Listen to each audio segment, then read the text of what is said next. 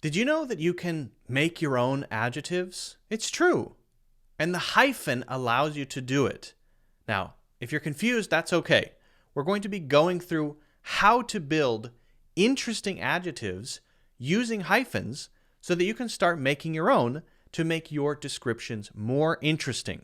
If you haven't already done so, don't forget to hit the like button and subscribe. And now let's get into the video.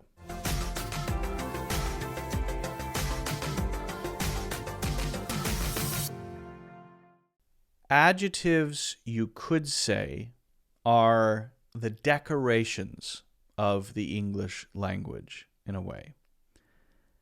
And so they're very powerful because you can add a lot of description and meaning to your sentences when you use them well.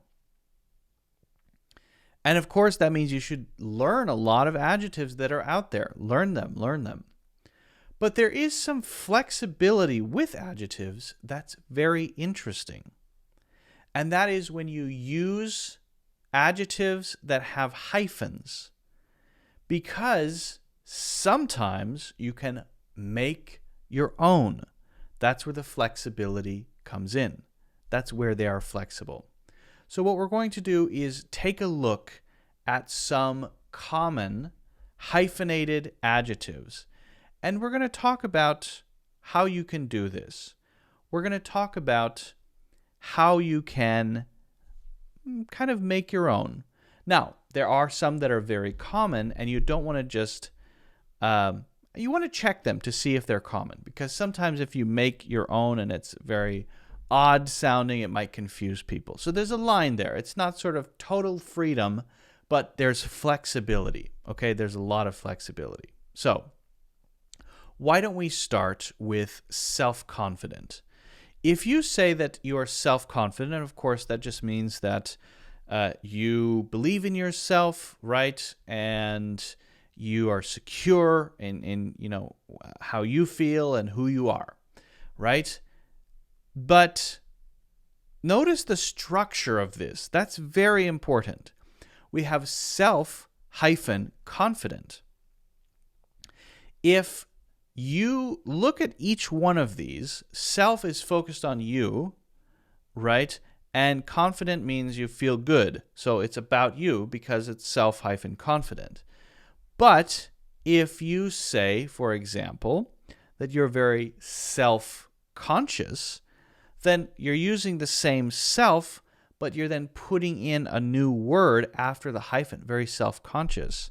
I'm a very self-conscious person, which means kind of the opposite. You're always self-aware too much. You're critical of yourself. You're kind of embarrassed of a lot of things, right? So that would be another word or another adjective using the same self hyphen that allows you to express something different, right? So just think about that words have pieces. And sometimes within one word there are different pieces, but sometimes the pieces are very clear because you have the hyphen between them, right? So what could we do if we wanted to make up an adjective here? Could we say, for example, instead of self-confident, could I say very self-reliant? Yes, absolutely. Self-reliant. You rely on yourself. Okay. What if I say I'm very self-critical? So critical of myself. Again, I think that would be okay. Is it a normal thing to say? Not particularly, but I've definitely heard that. Very self-critical. So this is where we start to get into the flexibilities. You start to think, oh, okay, so this self thing means about me. Now I can kind of build my own. But there are limits. If you say, I'm very self-stupid, for example, then that doesn't have a clear meaning, because if you would just say, I'm stupid, that has the same meaning, right? So you can't put any word there. It has to make sense in regards to the meaning of self. So self-confident, self-critical means that those are feelings I can have which can direct to me, right? When I feel confidence, it's directed at me. When I feel critical, it's kind of directed at me. But when I'm stupid, it's just it's just my behavior, right? So that's just something to consider. Think about how we can play with this, but within the limits of what actually makes sense, okay? What about goal-oriented? Okay, again, goal. All right, I know goal. Oriented is sort of focusing on that, centered around that. So if you are goal-oriented, then you're kind of focused on goals. I'm a person who really cares about goals. All right, well, what if I want to add other things instead of goal there? Can I do that? Play around with it. What are you? Success-oriented. Okay, so it's maybe a little different than a goal. All right. Money-oriented. Okay, I really care about money. Maybe clout-oriented. I care about what other people think of me. I want a really good reputation. Family-oriented. Okay. Intellectually oriented. All right. I'm an intellectually oriented genius, right? Okay, that's a little bit over self-confident, but but whatever you want to say. Right, but then you could go the other way. You could say goal-oriented, or you could say maybe goal-specific. If something is very goal-specific, then it's related only to the goal and nothing else. All right? Goal-focused, you could say. Similar to goal-oriented there, probably, right? All right. So again, playing around with that, we're working on either side of this hyphen, and that's what makes it interesting.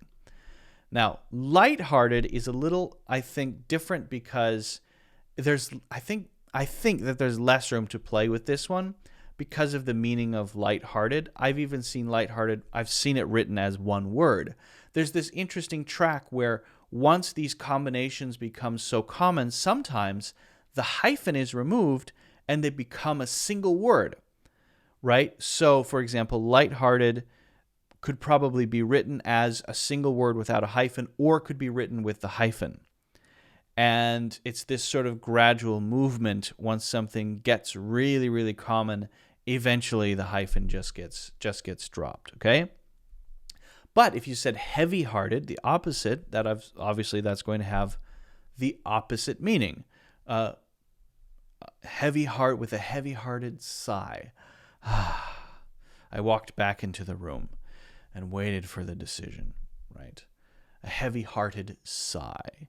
So I'm describing the sigh. Notice that I'm putting these in front of nouns, right? A goal-oriented person, a self-confident leader, right? A family-oriented father, a light-hearted maybe joke, a light-hearted or a heavy-hearted sigh. Right? All of these it's a similar sort of thing that we're doing. We're usually putting them in front of a noun, which is what we usually do with adjectives to describe things, okay? Now, for this one, I think there's, as I said, less room to play. Light-headed, you could say. Light-handed, light-footed, I suppose. But for those, I would recommend maybe looking up the ones that are common that people actually use, because it's not quite the same as the other two. How about well-educated? The reason I like well-educated is because you can add a lot of things after well. A well-educated child, a well-groomed dog, right? A well-manicured lawn, a well-respected dentist, right? Could I use revered? Well-revered, I suppose. Although revere might be I'm just thinking out loud here, it might be already strong enough so that it doesn't need well, right? A well-received novel, that would be good. A well-received movie, well-reviewed. If people like this restaurant, it's a well-reviewed restaurant. Well, flip it around and say poorly instead. It's a poorly reviewed restaurant. There you go, right? A poorly received novel. There you go, right? So there's a lot you can play around with there, and you do have to be aware of some norms. For example, if you put good there, a good educated, it doesn't sound right. We should put well there. Poorly would be the word we want there to make this sound natural, right? Using poor, the adjective, doesn't work, okay? So that's just something to keep in mind. Here we have goal, a noun used here, right? Here we have light as an adjective, right? But then well is an adverb, right?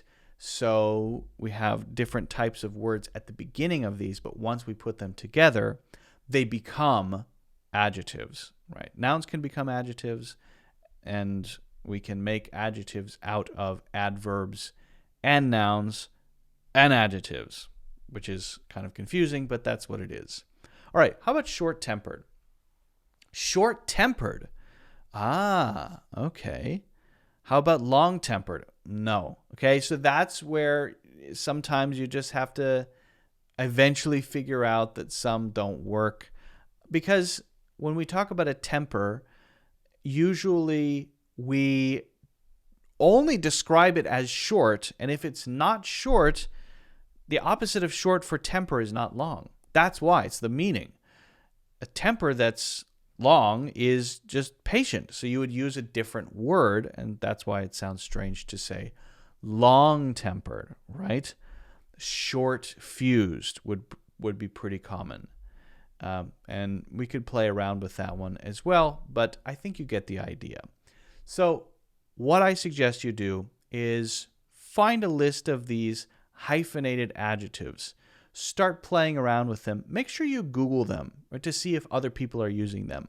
I would say if you come up with one that's totally new that no one has ever said before, then it's probably not a great one. But if other people are kind of using it and saying it and expressing things with that, then yeah, maybe it's fine. Maybe it's fine to use. I just gave you a few examples because I wanted to give you a sense of these hyphenated adjectives. If you have any questions about how to use these, let me know. Just leave a comment.